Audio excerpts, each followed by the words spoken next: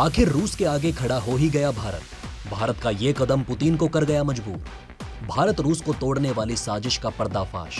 देखिए किस साजिश में फंसता जा रहा है भारत। तोड़ने में कामयाब हो गया चालबाज अमेरिका।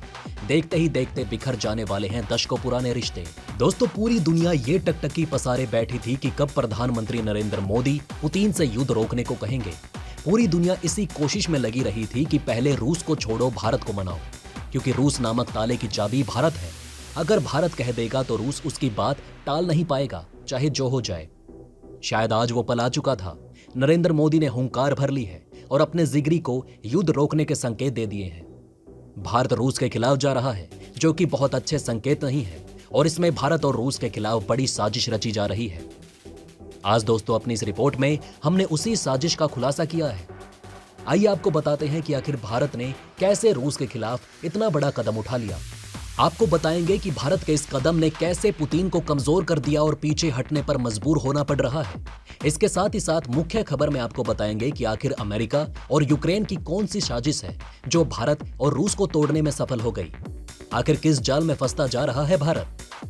दोस्तों, पहले हम आपको बताएंगे कि नरेंद्र मोदी जी ने पुतिन से क्या कहा।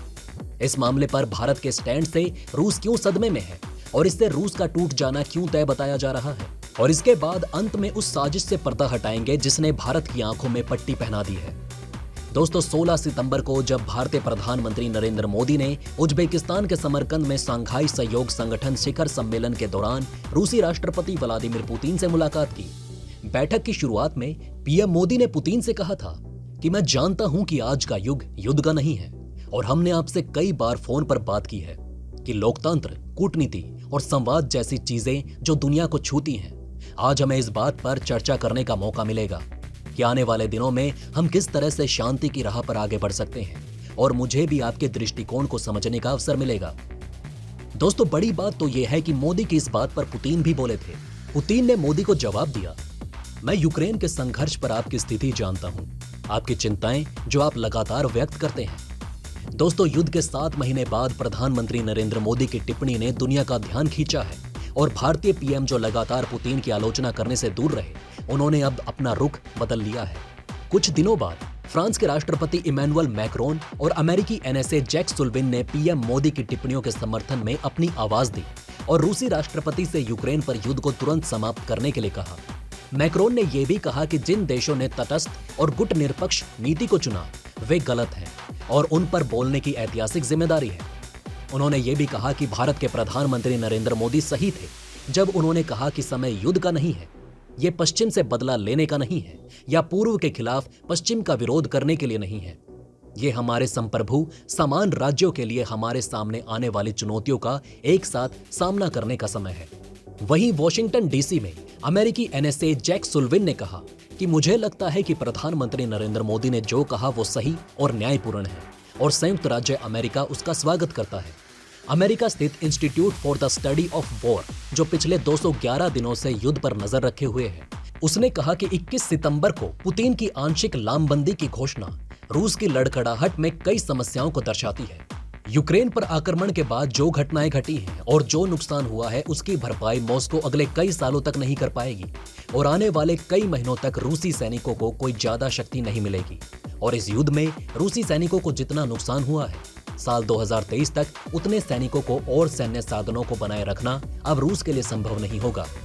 लेकिन यह पुतिन की घबराहट है, और यही समझा जा सकता है कि सर्दी आने से पहले इस युद्ध को खत्म कर लिया जाए।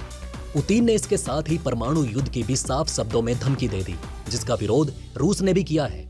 ऐसे समय में जब भारत अपनी रक्षा आवश्यकताओं के 60 से 70% के लिए रूस पर निर्भर है, रूसी हथियारों की आपूर्ति प्रभावित हो सकती है, और भारतीय अधिकारियों के मन में इस बात को लेकर चिंता है। हालांकि इसको लेकर पहले पश्चिमी अधिकारियों ने झंडी दिखाई थी, जिसे नई दिल्ली ने कम करके आंका था। लेकिन अब जैसे जैसे रूसी सेना अधिक सैनिकों को अपने बेड़े में शामिल करने के लिए संघर्ष करती दिख रही है, दिल्ली की चिंताएं बढ़ती जा रही हैं। रूस ने फिलहाल 3 लाख रिजर्व सैनिकों को यूक्रेन भेजने का फैसला किया है, लेकिन अभी तक साफ नहीं हो पाया है कि इनमें से कितने रिजर्व सैनिक असल में लड़ने के काबिल भी हैं, और कितने सैनिकों को रूस हथियार भी दे पाएगा। वहीं भारत के दृष्टिकोण से मॉस्को के लिए संदेश स्पष्ट और साफ है कि युद्ध को समाप्त करें और हमेशा की तरह व्यापार में वापस आ जाए। ऐसा पहली बार हुआ है जब भारत चीन सीमा पर लगातार तीसरे साल लगभग 60,000 सैनिक जुटे हुए हैं और रूस के रक्षा आपूर्ति कमजोर और बिखरती हुई रही है। और एक बार जब फिर से सर्दी आने वाली है तो दिल्ली में कुछ लोगों को लगता है कि ये भारत के हित में भी है कि यूक्रेन युद्ध को जल्दी खत्म करना चाहिए। दिल्ली के नजरिए से देखें तो पीएम मोदी ने कुछ भी नया नहीं कहा, लेकिन इसे सार्वजनिक रूप से और स्पष्ट रूप से कहना एक शक्तिशाली संदेश है। इसलिए इंदिरा गांधी से लेकर नरेंद्र मोदी तक युद्ध छोड़ने के बारे में अपने रूसी समकक्षों को दिया गया संदेश कुछ हद तक सुसंगत रहा है, क्योंकि ये रूस के साथ रणनीतिक सहयोग में भारत के हित में रहा, जो अंतरिक्ष से लेकर रक्षा क्षेत्र तक फैला हुआ है। आइए दोस्तों, अब बताते हैं कि आखिर वो कौन सी साजिश है जिसमें भारत फंसता चला गया और अब भारत का ये कदम रूस को तोड़ देगा। तो दोस्तों, इस साजिश में भारत को यूएनएससी में स्थायी सदस्यता का झुंझुना पकड़ना है। हाल ही में बाइडेन ने भारत के लिए यूएनएससी में मेंबरशिप के लिए आवाज उठाई, जो इसी साजिश का हिस्सा थी, और इसी को आगे बढ़ते हुए जेलेंस्की ने भी पत्ते खोल दिए। जेलेंस्की ने भी यूएनएससी में चिल्ला चिल्लाकर भारत के लिए स्थायी सदस्यता मांगी है। यूक्रेन में राष्ट्रपति व्लादिमीर जेलेंस्की ने संयुक्त राष्ट्र में सवाल किया है कि भारत संयुक्त राष्ट्र सुरक्षा परिषद यूएनएससी में स्थायी सदस्य क्यों नहीं है, और उन्होंने उम्मीद जताई है कि वो दिन आएगा जब इसका समाधान किया जाएगा।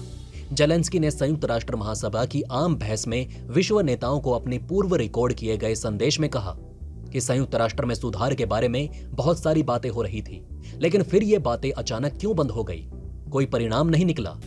भारत संयुक्त राष्ट्र में सुरक्षा परिषद के तत्काल लंबित सुधारों पर जोर देने के प्रयासों में सबसे आगे रहा। इस बात पर जोर देते हुए वो स्थायी सदस्य के रूप में संयुक्त राष्ट्र की उच्च तालिका में एक स्थान का हकदार है। अब दोस्तों, आप हमें कमेंट सेक्शन में बताइएगा कि क्या ये बातें आपको पहले से पता थी। अगर नहीं तो इनमें से कौन सी बात आपको सबसे ज्यादा इंटरेस्टिंग लगी, और कमेंट बॉक्स में जय हिंद लिखना ना भूलिएगा। तो दोस्तों, हमारे इस वीडियो में हमने आपको बहुत सी बातें बताने की कोशिश की। अगर आपको हमारी ये कोशिश अच्छी लगी हो तो प्लीज लाइक करें इस वीडियो को, और इसी तरह की और जानकारी पाने के लिए सब्सक्राइब करें हमारे चैनल को। जितना हो सके इस वीडियो को शेयर करना ना भूलें। धन्यवाद।